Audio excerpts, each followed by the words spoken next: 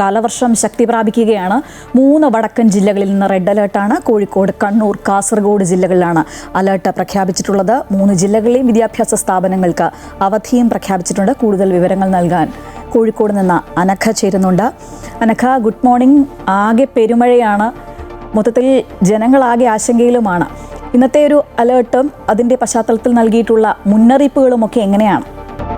3 ജില്ലകളിലാണ് red alert പ്രഖ്യാപിച്ചിട്ടുള്ളത്. Kozhikode, Kasaragod, Kannur ജില്ലകളിലാണ് ഇന്ന് റെഡ് അലേർട്ട് പ്രഖ്യാപിച്ചിട്ടുള്ളത്. 3 ജില്ലകളിലെയും വിദ്യാഭ്യാസ സ്ഥാപനങ്ങൾക്കും ഇന്ന് ജില്ലാ കളക്ടർമാർ അവധി പ്രഖ്യാപിച്ചിട്ടുണ്ട്. പ്രൊഫഷണൽ കോളേജുകൾ ഉൾപ്പെടെയുള്ള മുഴുവൻ വിദ്യാഭ്യാസ സ്ഥാപനങ്ങൾക്കും ഇന്ന് അവധിയാണ്. മദ്രസകളും മറ്റ് ട്യൂഷൻ സെന്ററുകളും അംഗനവാടികൾ ഉൾപ്പെടെയുള്ളവർക്കാണ് ഇന്ന് അവധി പ്രഖ്യാപിച്ചിട്ടുള്ളത്. ഇന്ന് രാവിലെ മുതൽ 3 ജില്ലകളിലും ഈ വടക്കൻ ജില്ലകളിൽ പൊതുവെ മഴ ശക്തമാണ്. ഇന്നലെ രാത്രിയോടെ ഒരു ചാറ്റൽ മഴയടക്കം ജില്ലകളിൽ ലഭിക്കുന്നുണ്ട്. ഇന്ന് രാവിലെയോടെ മഴ ശക്തി പ്രാപിക്കുന്ന ഒരു കാഴ്ചയാണ് നമ്മൾ ഇപ്പോൾ കാണുന്നത്. മറ്റ് നാശനഷ്ടങ്ങളൊന്നും തന്നെ നിലവിൽ ഇതുവരെ റിപ്പോർട്ട് ചെയ്യപ്പെട്ടിട്ടില്ല. ഏതായാലും കുറ്റ്യാടി, കാരാപ്പുഴ, അതുപോലെ തന്നെ പഴശ്ശി ഡാമുകൾ ഉൾപ്പെടെയുള്ള അണക്കെട്ടുകളിൽ ഇന്ന് ഈ 3 അണക്കെട്ടുകളിലും നിലവിൽ യെല്ലോ അലേർട്ടാണ്. പക്ഷേ ആശങ്കപ്പെടേണ്ട സാഹചര്യം ഇല്ല എന്നാണ് അധികൃതർ അറിയിക്കുന്നത്. ഏതായാലും മലയോര മേഖലകളിലേക്കടക്കം ഇത്തരത്തിൽ രാത്രിയാത്രാ നിരോധനം പലയിടങ്ങളിലും നിലനിൽക്കുന്നുണ്ട്.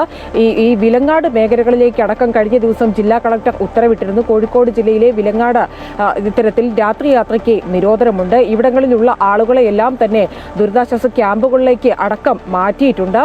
ഏതായാലും ഇന്ന് രാവിലെ മുതൽ അതിതീവ്രമായ മഴ തന്നെയാണ് ഈ വടക്കൻ ജില്ലകളിൽ പൊതുവെ ലഭിക്കുന്നത്. പക്ഷേ നിലവിൽ ആശങ്കപ്പെടേണ്ട സാഹചര്യം ഇല്ല. ഇന്ന് നിലവിൽ മത്സ്യത്തൊഴിലാളികൾ കടലിൽ പോകരുതെന്ന ജാഗ്രതാ നിർദ്ദേശം അടക്കം നൽകിയിട്ടുണ്ട്. പക്ഷേ ഇന്ന് മുതൽ ട്രോളിംഗ് ആരംഭിക്കുകയാണ്.